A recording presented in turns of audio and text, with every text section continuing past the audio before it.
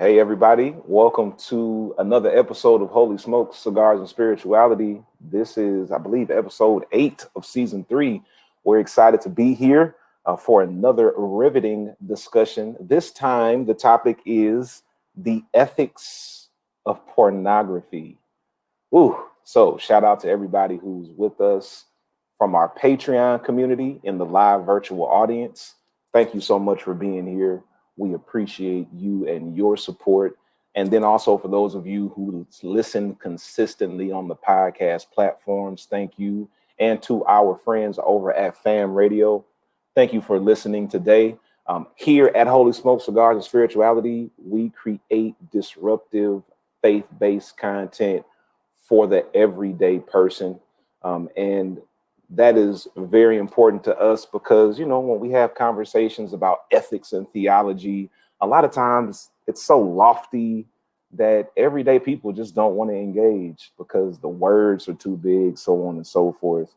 So here at Holy Smokes, we have one rule and one rule only.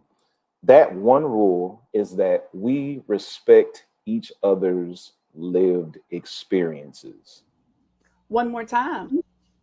Oh, yes. Coming to the anchor one more time. One rule at Holy Smokes is that we respect each other's lived experiences. All right. One more time, Pastor. All right. Last time. One rule at Holy Smokes is that we respect each other's lived experiences. The reason why that is so important is because many times when we have conversations about life, faith, and theology, we lift up our theories and our doctrines over somebody else's lived experience. So at Holy Smokes, we challenge people. When you encounter someone, particularly today in this topic, when you encounter someone whose lived experience contradicts your theory or your doctrine, you take that as an opportunity to learn from what they have lived. And that one rule is rooted and grounded in Greatest Commandment Theology. Greatest Commandment Theology says this: your love for God is displayed through how you love your neighbor, which is an extension of how you love yourself. Therefore, you can't fully love God if you don't love your neighbor, and you can't fully love your neighbor if you don't love yourself. So that is the basis for everything that we do here at Holy Smokes and also at the Faith Community, the church that I pastor, which is the sponsor of Holy Smokes, Cigars, and Spirituality. Also, we've partnered with McAfee School of Theology at Mercer University. So shout out to my alma mater, McAfee School of Theology. But let's go ahead and get into it because this is going to be a good one today. This is going to be a really good one. So let's start with our introductions. We have a slim crew today, which I like because it gives us more opportunity to engage with each other. And I think it even enriches the conversation even more. So today for our introduction, I want you to tell us, what are you smoking and or drinking, if anything? And then also share with us, how was pornography treated in your home growing up? And today I'll do my introduction last. I'm going to start with Nikki, the anchor. If you'll go ahead and introduce yourself, Nikki. Hey, everybody. I'm Nikki Hardiman. They call me the anchor. It's good to be here today. Not smoking anything because it is rainy outside and I'm inside. So, but I am drinking some coffee with a little bit of Parsons Proof in it. And I'm nursing a green smoothie as well. So, and how was pornography treated in my house growing up? In reality, I don't remember talking about it a lot. I do know that as a kid and teenager, I understood that it was wrong, that it was addictive and harmful. But I also think I had the impression that it was not prevalent, which I understand now is wrong. But it just wasn't something that we talked about a lot. And of course, you know, when I was a kid, there was no internet. And so most of the things that would be consumed would be on a VCR tape or magazines.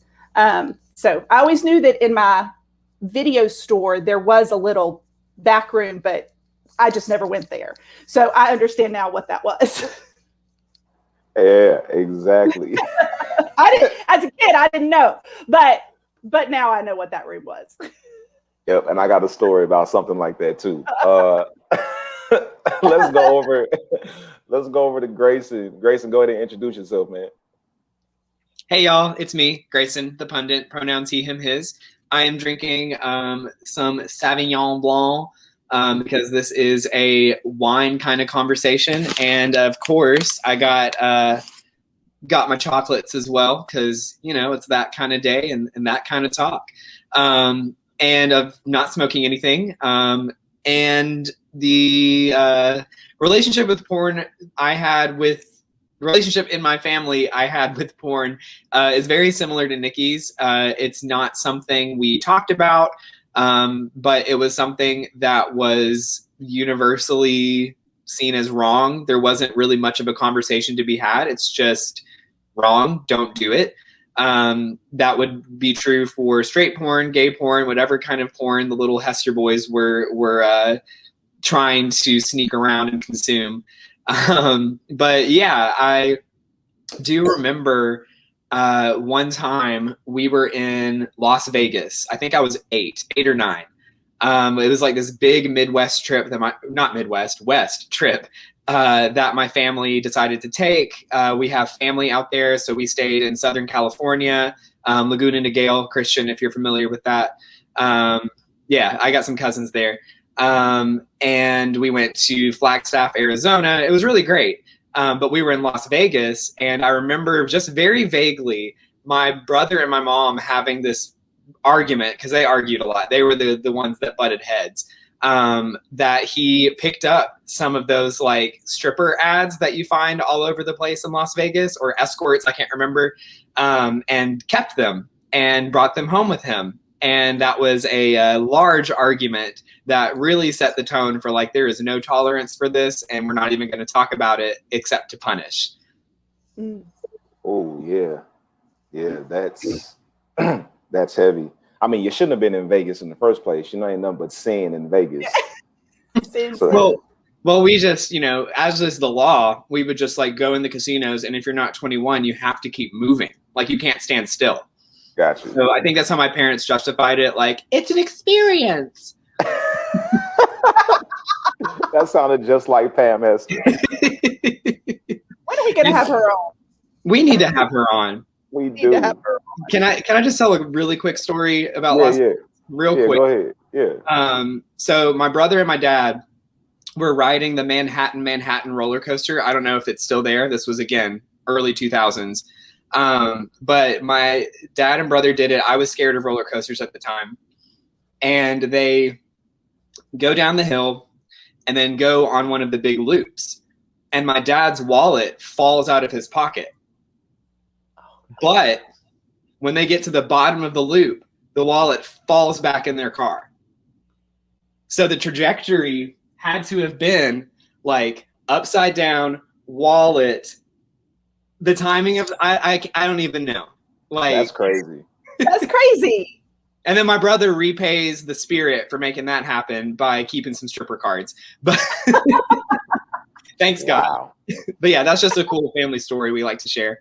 Wow. That's really intriguing. I'll go ahead and introduce myself in case you didn't know who I am. I'm Christian. I'm the host and the heretic. And today I'm having one of my favorite sticks. I'm having the Leaf by Oscar, the Maduro. Nikki, you feel me, right? I love that stick. It's so good. And it's a whole experience too, how they wrap it in the whole leaf. Yes. Yeah, it just has this draw. Packaging. We all love packaging. Yeah, and the first time I got it based on packaging, and then I just enjoyed it so much. I was like, oh, this is gonna be one of my mainstays. Yeah. So having the Leaf by Oscar, and in honor of the Kingmaker Curvance Ross, I'm having my Cafe Royale, his signature. I said whenever I have the ball and chain, I'm gonna call that my signature cocktail. But today I'm having the Kingmakers. So this is a little bit of coffee, agave cream, and then I threw in a little curveball. I put some Parsons proof by Greg DeLoach. And then I topped it off with a little Uncle Nearest, 1884. So that's my beverage of choice today. Yes. And then how was porn handled in my household? It was a topic we just didn't discuss. We did not discuss it. So I explored on my own. I know my dad had Playboy magazines. That was the closest thing I got to porn. Just, naked women posing in the magazine, and he hid them, but he didn't hide them that well. So like, I didn't have to like dig very deep to find the the Playboys. And then of course, when I was growing up, you had the Spice Channel and the Playboy Channel that would be distorted. We talked about this in a previous episode. So I try to watch the soft porn on the Spice Channel through the squiggly lines. And there would just be those moments where like half the screen would be kind of clear and it'd be like, oh my God, I can actually see it. But that would be so short-lived. So exactly, Jeremiah. Nobody hid magazines well. Or condoms, apparently. I was babysitting for my youth minister growing up, and we just found like a huge stash of condoms. Yeah. So the first time I had a conversation with my dad about porn, I shared this story before. I was sneaking to watch some porn on the house computer. At this point, internet porn is like available, like readily available. So that became my primary source for watching pornography as a teenager. And I made the mistake of not fully closing out the entire website. And my dad later came to the computer because it was like the house computer. That's when I was growing up, and you had a house computer, the computer room. Yeah. Yes. One computer. Yeah. Mm-hmm. Dial. Exactly. AOL. Exactly. Yes. So the same computer where I would sneak to watch porn is a computer where my dad would go do his sermon prep.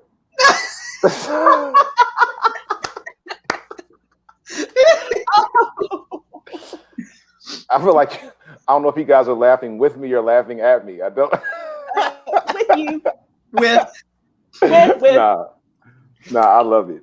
So yeah, he went down to do some work on the computer, and he pulled up the browser, and boom, there's this image of whatever scene I was just watching. And he called me down, and he said, "Bubba," he said, "There's some hardcore stuff right here." And it wasn't that it was hardcore in the sense that it was abusive or violent, but it wasn't just like Playboy women posing erotically. It was an actual sexual encounter, which he didn't go into any more detail though. He all he said was like, be careful with stuff like this. So I honestly didn't even know exactly what he meant by that. I was just glad I wasn't in big trouble. So I said, all right, Dad, I'm sorry. And I left feeling like I just got away with my life. So that was porn growing up for me. There are other stories, but we might get into them later. Let's go ahead and keep moving. And we're going to go ahead and do the cigar tip before we get deeper into this conversation today. During this time of cigar tips, of course, Tiger Gibson got it started for us. We haven't heard from Tiger in a while, but we're holding out hope that he's going to be able to break away from car sales just long enough to bless us with one episode. And then we've also heard from Curvance the Kingmaker. We've heard from Myron the Mystic. You got the Heretics Humidor from me. But today, we're going to introduce another cigar enthusiast who's bringing the cigar tip today. For the first time, today you're going to get the Anchor's cigar advice.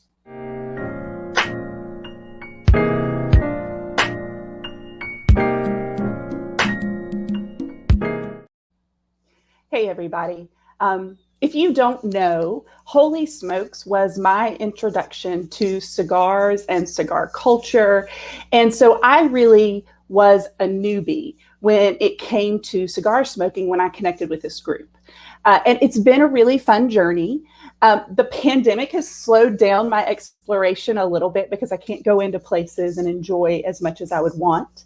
But so I still kind of count myself a newbie. So I want to give a cigar tip for any of those who are new to this hobby, or as Christian taught us, in this lifestyle. So if you are new to cigar smoking and you go into a humidor or a cigar shop, and you aren't sure what to do, my advice to you is don't be afraid to ask the people who are there to help you. I have never encountered anyone that didn't want to help. Everybody has always been enthusiastically helpful. They want to know if I've smoked anything before and what I liked, and then they would help point me to something new. And so that is my encouragement to you. If you are new, don't hesitate if you go into a store to talk to the owner or to talk to the person who's there. Tell them that you're new and that that you want some help finding something that you can enjoy. And I will always say, don't start with a Maduro. I had one of those early in my experience, and I learned that was something that you have to work up to. But just in case you want a little bit of a tip, to get started, I'll give you 3 cigars. We talk about some cigars on here that everybody loves, the Fat Bottom Betty, the Sweet Jane. Those are always great. But there were 3 others that I wanted to offer to you to try. And actually on my list is the one that Christian is smoking today, Leaf by Oscar. The first time I smoked this one, it's really fun to buy because it is packaged very uniquely. It's wrapped up in a tobacco leaf. And so it's just fun that way. And then it's an easy smoky smoke. I really enjoyed it. Another one that I liked was the Archetype by Dream State. That's a really great cigar. The flavor was really delicious. And it again, an easy, gentle smoke. And the third that I would offer would be Camacho, Connecticut. All 3 of those cigars are enjoyable, easy to smoke for someone who's new to this, and a great way to get into cigar lifestyle. So that's the Anchor cigar tip for today.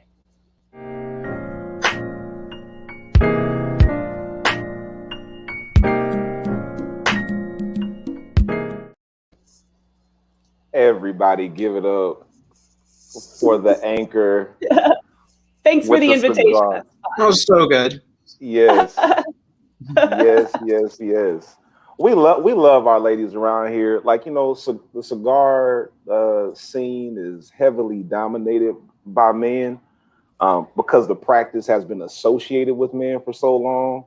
But ladies are definitely present and prevalent in this space, and we're grateful for the ladies who share with us, for Nikki the Anchor and Karima the Truth, and for Tyranny AT&T Jordan, who you're going to start seeing more of Tyranny in the future. Yeah, and actually my wife Pamela and I recently went down to Orlando, and she kind of had her first enjoyable cigar experience. So she's testing the waters a little bit. Just, it's just a really relaxing, fun time. We're not trying to get, the whole world to smoke cigars. If it's something that you enjoy, we want you to be able to enjoy it in peace without any type of guilt and shame.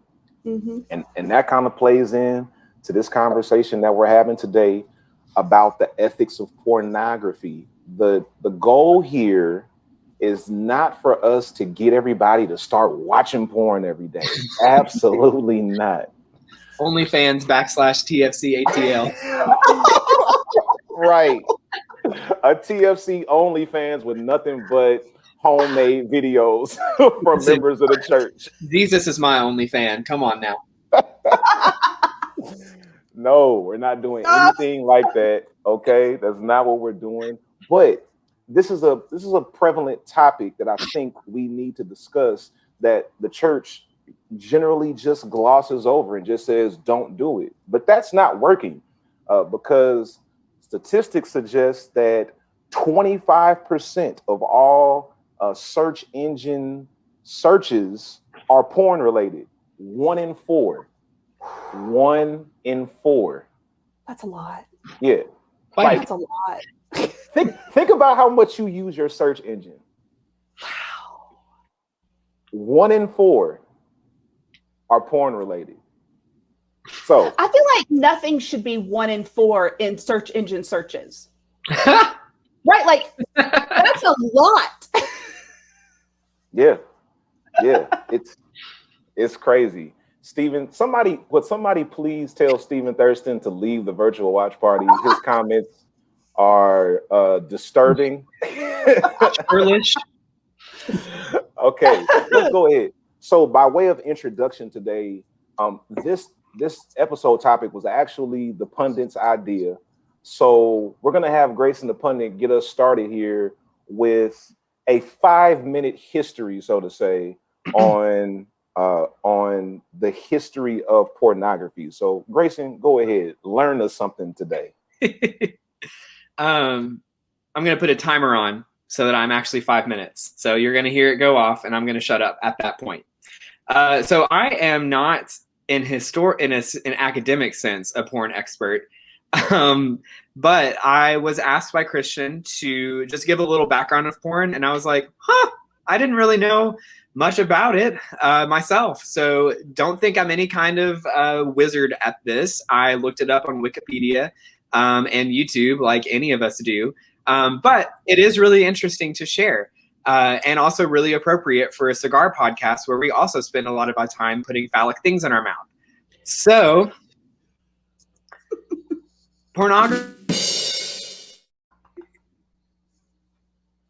pornographic imagery has been around for basically ever. A rule of thumb that I picked up on while doing very short research is that if there's a medium of art or expression, porn is going to be one of the first things that medium is used for. You see it with the internet, you see it with movies, you see it with photography, you see it with books, you see it with pottery, you see it with papyrus, you see it with tapestry.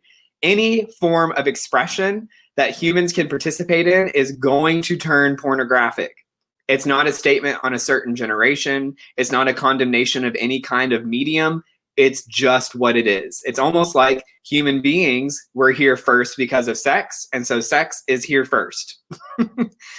So some specific examples, and again, this is a very brief and wide overview, is it goes all the way back to creation myths. So one of the Egyptian creation myths, shout out to Dr. Dave Garber, who taught me this, involved a male god masturbating the world into existence.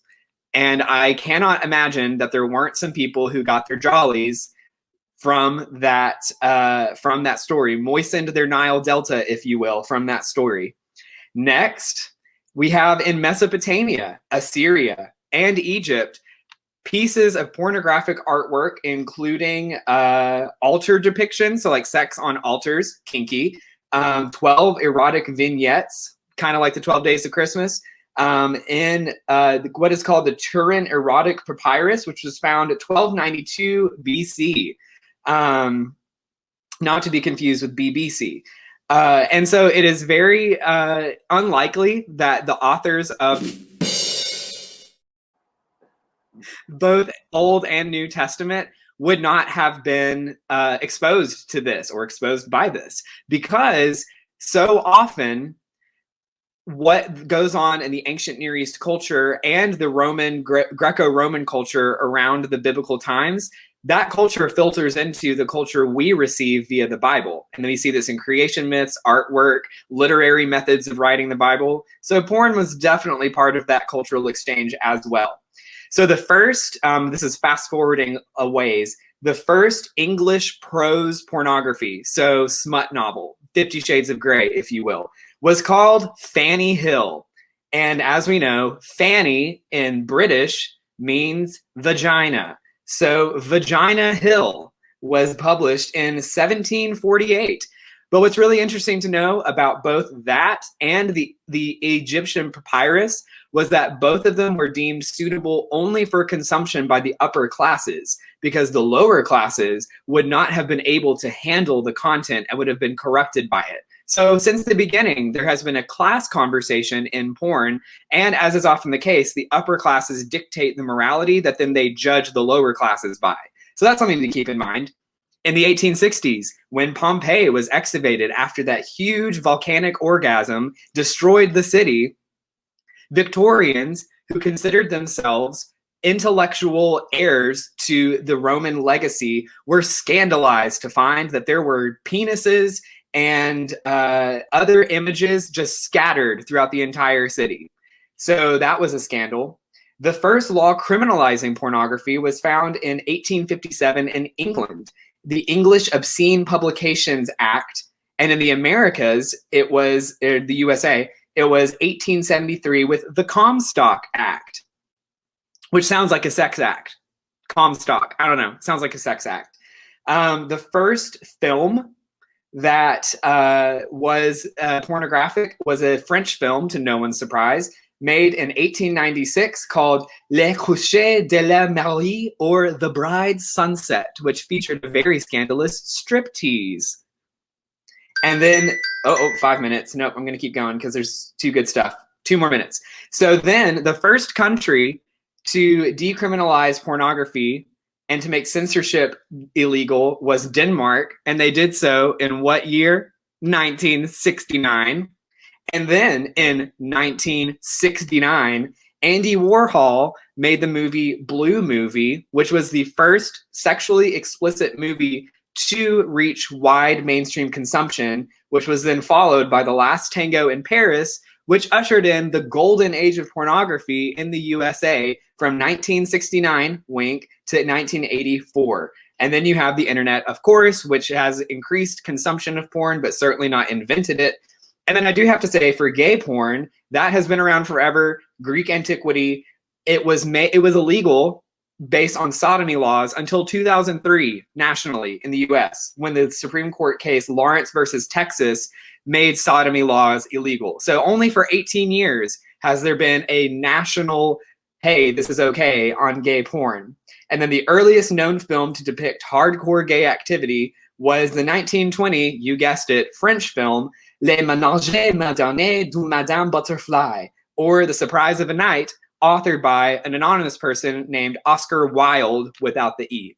So there's a very, very brief and inexhaustive history of porn, but the bottom line is it has been here forever.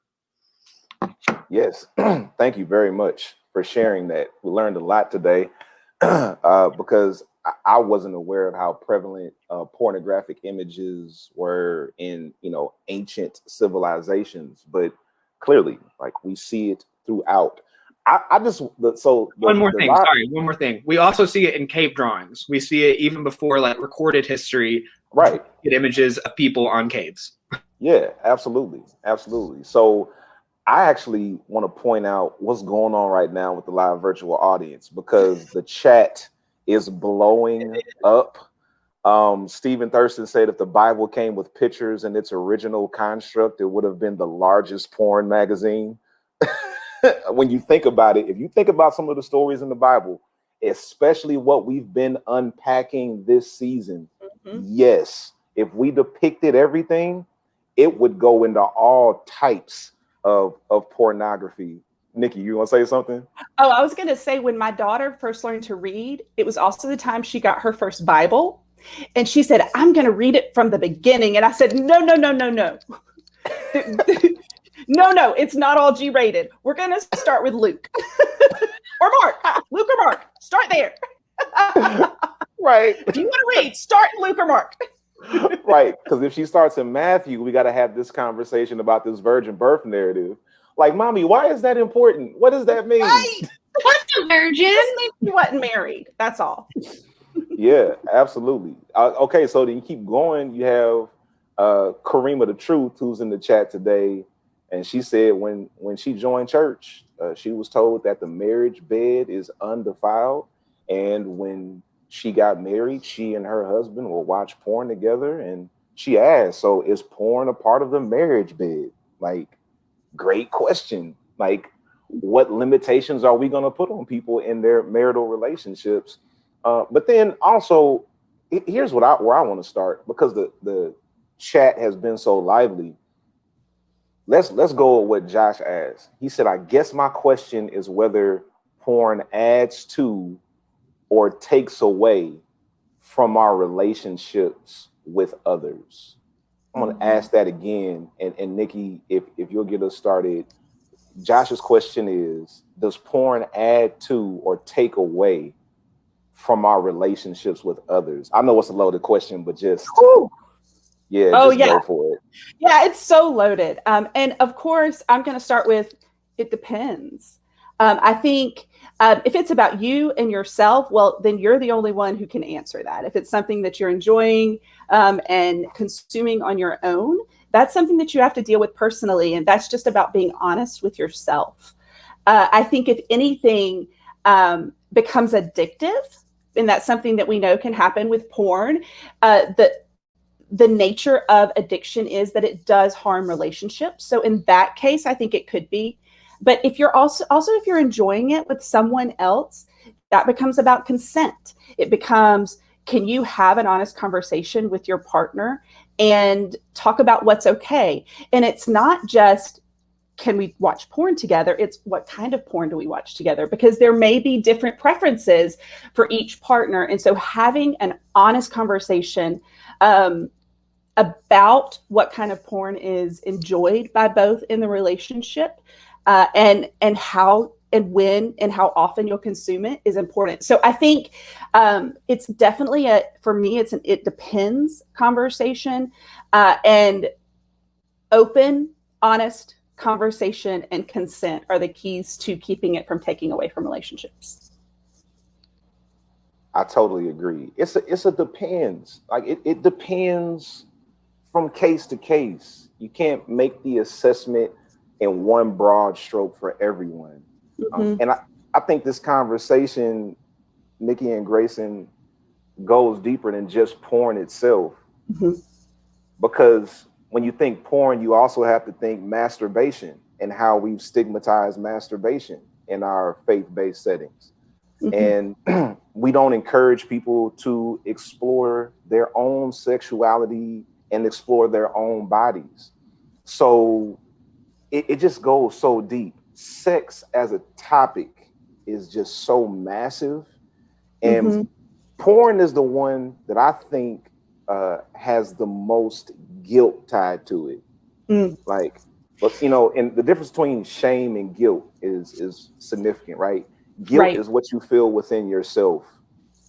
And shame is the fear of what other people will think of you. So like what I felt in the past as I've worked through my sexual ethic is not the shame of pornography, but the guilt.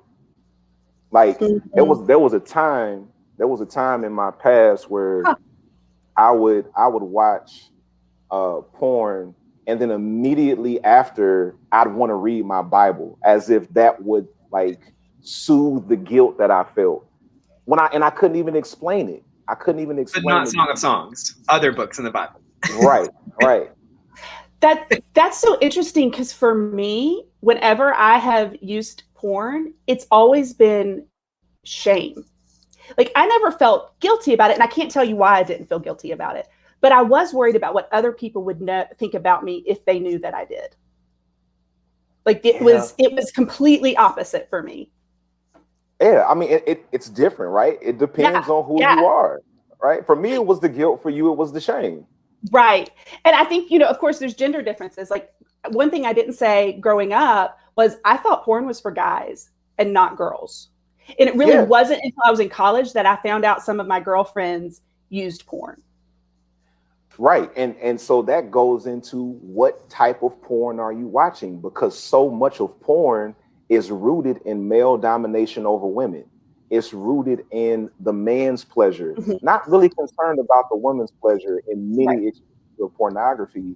And that's one of the dangers. That's how I think it can take away from relationships when you consume porn that only focuses on one party's pleasure, and then the other person is just an object to be used.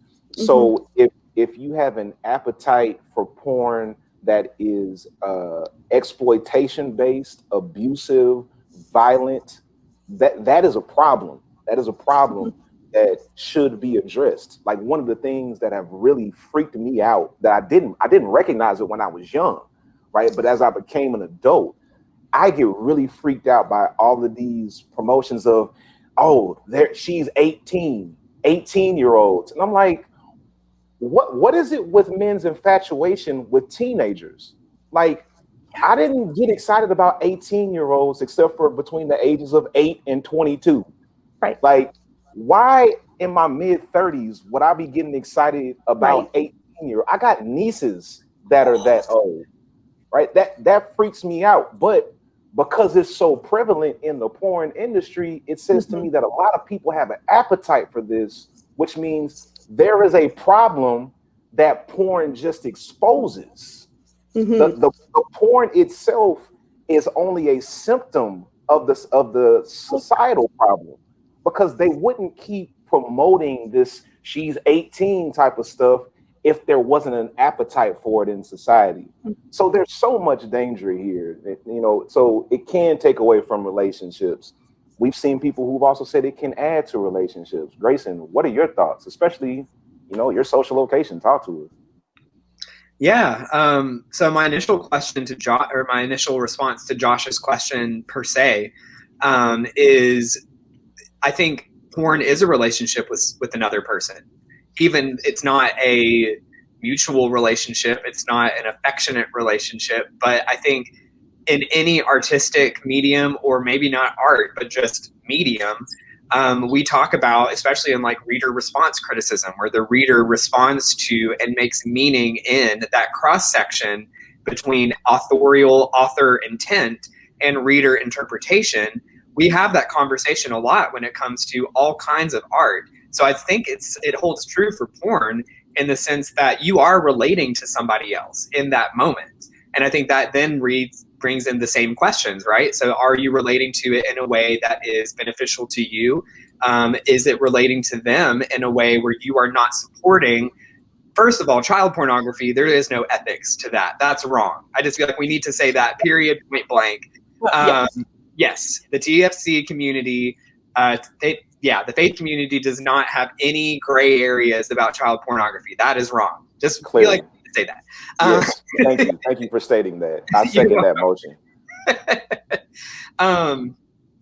Now, where was I going? Oh, yeah. So if it is like you relating to something that is oppressing somebody else, then of course that also oppresses you in some sense. So I think there is a relationship with porn, both as a concept, but then also in the watching of it, that does need to be considered. Now, as for my social location, the gender dynamics are obviously very different. So for me, it would be male on male porn, which is not the same for all gay men. I've heard of some who enjoy straight porn or lesbian porn or trans porn, genderless porn, whatever. But for me, it tends to be male on male porn. And there aren't those gender dynamics where, the oppression of women, domination of women by men is enacted in the pornographic scene. It's where the concept of patriarchal domination comes home to roost. So there is a question there. And I think, too, there's a question of the fact that because sexual education, if it's abstinence-based, barely talks about sex really at all, but certainly doesn't talk about LGBTQ sexuality at all, then for many LGBTQ people throughout history, that has been our sexual education. And if it weren't for pornography, we wouldn't even know how to be sexual people other than having the desires, which certainly could raise a question of that has to improve our relationship with ourselves and with other people outside of like the porn moment. For me, it was, I felt that shame and that guilt. So I really didn't watch it until I was really okay with myself. I watched it a little bit in 7th grade, found out that thing that I'd heard was masturbation was that feeling I was feeling. It took a long time for me to make that connection. Did it, felt so guilty that I didn't masturbate again for 7 years until I was 19 in 2014. And so, yeah, there was that shame and guilt because of like, I am wrong for doing this because I shouldn't be feeling this way. And no one else I can talk to about this because they would immediately ostracize me for the kind of porn I was watching and the sexual orientation that would lead me to enjoy that kind of porn. But if I didn't have that, I wouldn't have been able to express my sexuality in any way. So there's other dynamics that could be a whole other podcast that go along with it too. Yeah, and you know what? Something you said, I think it's more profound in the LGBTQ plus community, where like there is no conversation about sex for same gender attracted young people. But even with me being heterosexual, like there weren't conversations about sex to that extent. So I got a lot of my sexual education from porn too, like because a lot of parents and churches don't talk about sex with kids. So we learn from each other, and we can all attest that when we're preteens and teenagers, we don't know shit. We just we just talking about what we heard, and then we're watching porn to get ideas. And that's so dangerous. It is dangerous, yeah. Yeah, it really, because when you're teenagers, you don't understand concerns about intimacy and consent and how to pay attention and be sensitive to what your partner wants. And so it sets up unrealistic expectations of what those sexual encounters are supposed to be like. Even if you wait for a long time to have that sexual encounter with another human, if it's informed only by what you see in porn, it's a gross distortion of what happens in an actual relationship with another person. And I think too, I agree. And I think what makes this conversation really interesting in this century, but particularly in 2020, when, you have Beyonce saying on that Demon Time, she may start an OnlyFans, and like OnlyFans becoming like part of the discourse. Like it's a pretty commonly known thing. It's not really kept aside in the shadows. Like when you have OnlyFans and Just for Fans and Twitter creators and Tumblr creators, people call this online sex work because it takes away the industrial component where you have people who maybe out of just their desire or maybe out of economic necessity willingly, consensually put them own sales on the internet for people to subscribe to and then enjoy. So I think there are other questions too, where now, like if you don't have, it's basically farm to table porn, where it's like, there's the producer, there's the phone, there's me.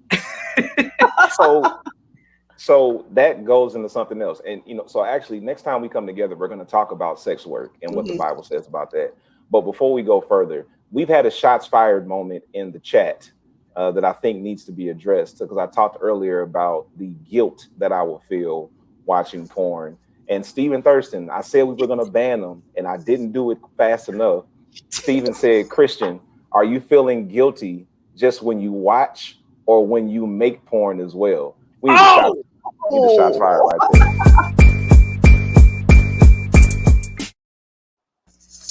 That was so rude.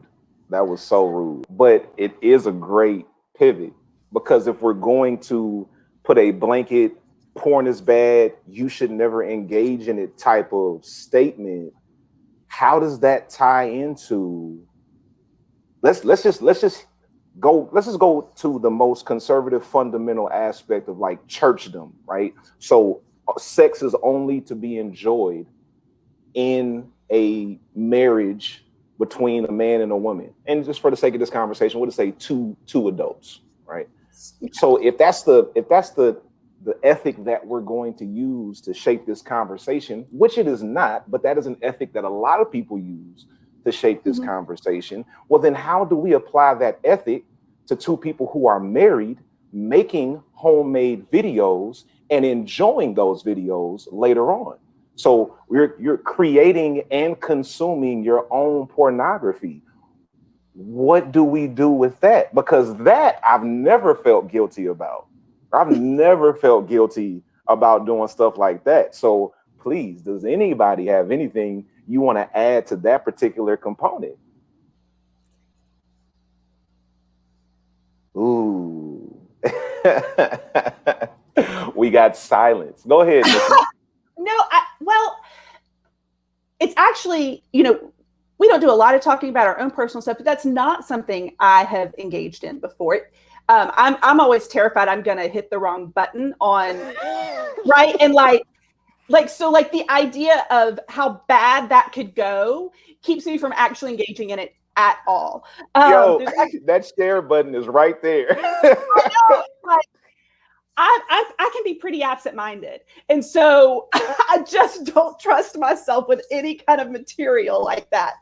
But there's a piece of this so we're talking, so you're putting this in kind of a traditional Christian ethic. And in that traditional Christian ethic, I think about how God created us as humans. And God created us as visual creatures. There's visually, we are sexually stimulated. That is something that is a spectrum. Of course, some people are more stimulated by visual than others. But I think that the fact that we are created in that way is an important piece to this conversation. It has to say that there's something about viewing that stimulates us that's not bad, because that's how God made us. So I think that's an important part of what you're talking about in that Christian ethic. Absolutely. And when we move forward, we'll go a little bit into some of the biblical nuances about how we tie that into this ethic, talking about lust and lasciviousness and so on and so forth.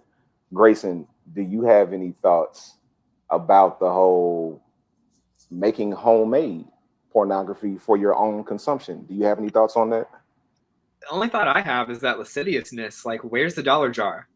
Like, who's sleeping behind the scenes? I'll take it. I'll take it. So are we clear on what lust is? Are we good on lust? Basic definition. I think we're going to get into a conversation about it later, but yeah. So I'll quickly say my 2-word definition of lasciviousness is uncontrolled lust. Okay. So go ahead. So I am 25 years single. So there would be no one with whom I could make that kind of film in a long-term relationship, and have not made that kind of film in any kind of short-term relationship, length notwithstanding. So mine is very much just a bystander perspective. The only thing I thought of, because I haven't thought about this before, is what grieved God in the Garden of Eden myth, story, however you want to frame it, was first for man to be alone. That was the thing that God said was not good. And then what grieved God was for them to be naked and shaming, right? To be ashamed of their nakedness and to be hiding behind the bush. That wasn't a pun. And then for God to say, who told you that you were naked? And so I'm just thinking, like, for a married couple, and in this instance, we are just specifically talking about two people who are married, having sex, recording it, watching it, all with consent, all the things check out. They are looking at themselves and their nakedness without shame, and indeed with pleasure. And so if God at the beginning was grieved that we found out we were naked and then took shame in that, I don't know how God would be displeased if we look at our naked selves and find pleasure in it, as God certainly did in us being naked. Can we get a mic drop for that? Because that was good. Yeah.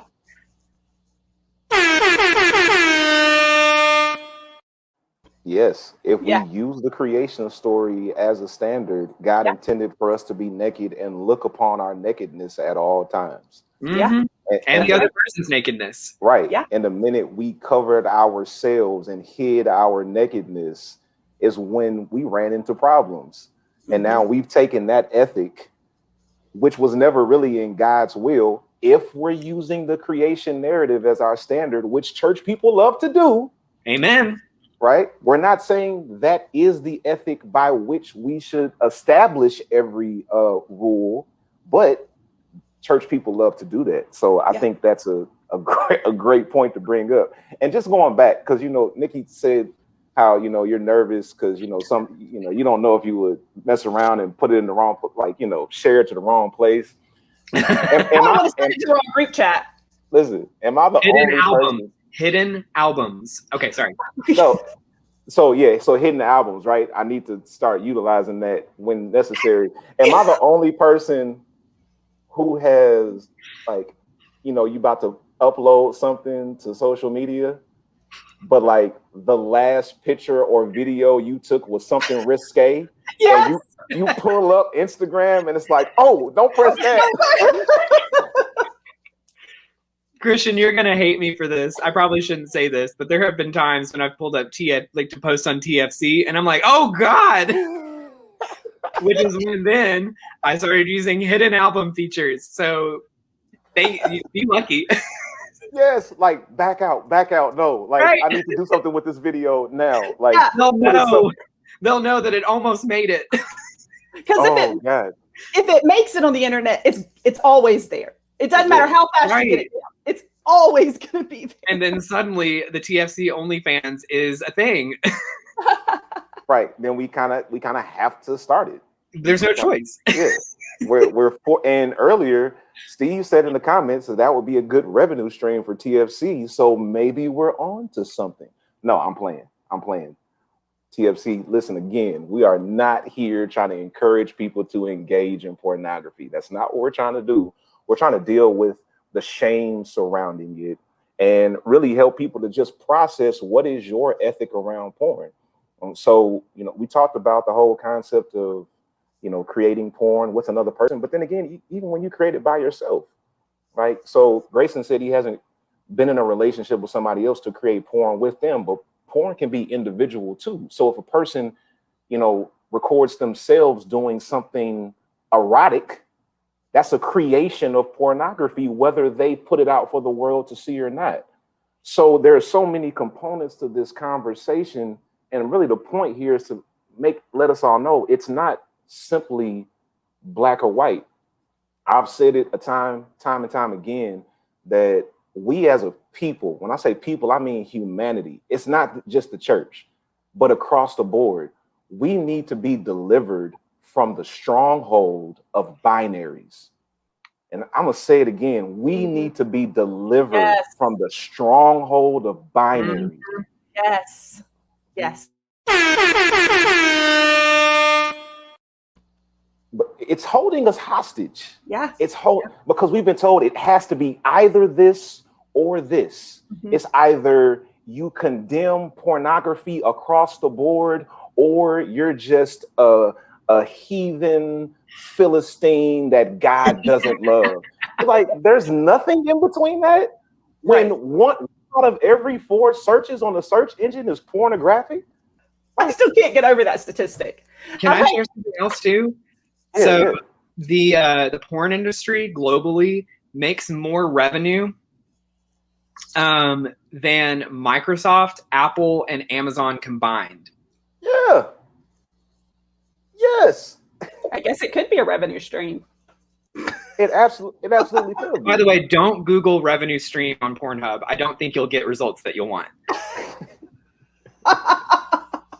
Fantastic. Fine. Grayson, you've had 17 puns today. We've only hit you for 2 or 3 of them, but true. You're keeping it coming. We love Big Mouth. It's just where my brain goes. I'm sorry. So what I want to continue with in the post show with the live virtual audience is to talk about lust. One of our patrons, Jeremiah, said, so is it okay to lust after your partner? And getting into that biblical conversation of, what does the Bible say about lust and what does that mean? Especially going to what Jesus says in Matthew 5:28, where he's kind of reframing the law for everybody. And he said, you've heard it said that if you commit adultery, that's a sin. But I say unto you that even if you look at a woman with lust, then you've already committed adultery. And he goes on to say, if your eye causes you to sin, pluck out your eye and toss it into the trash. So, yeah, I definitely want to go into that. But let's go ahead. You want to? Okay, Ariana. I want to talk about Ariana's comment. Please. So let's see what Ariana said. She said, I will say as a mother that I'd rather have my children explore with porn, which keeps them safe, rather than them being out there before they're ready. As Karima said, they can do that by themselves. Yeah, absolutely, Ariana. Go ahead, Nikki.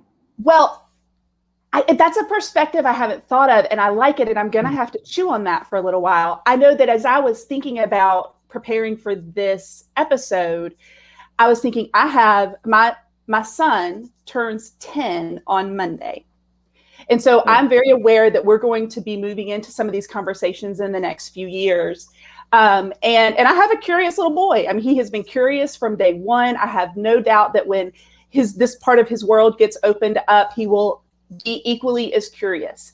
And I find myself very concerned about the easy access to porn that he will have. He already sits in his room for virtual school, and he has internet at his fingertips 24 hours a day if he wants it. Now, of course, I put my own restrictions on that, but I also go to work during the day.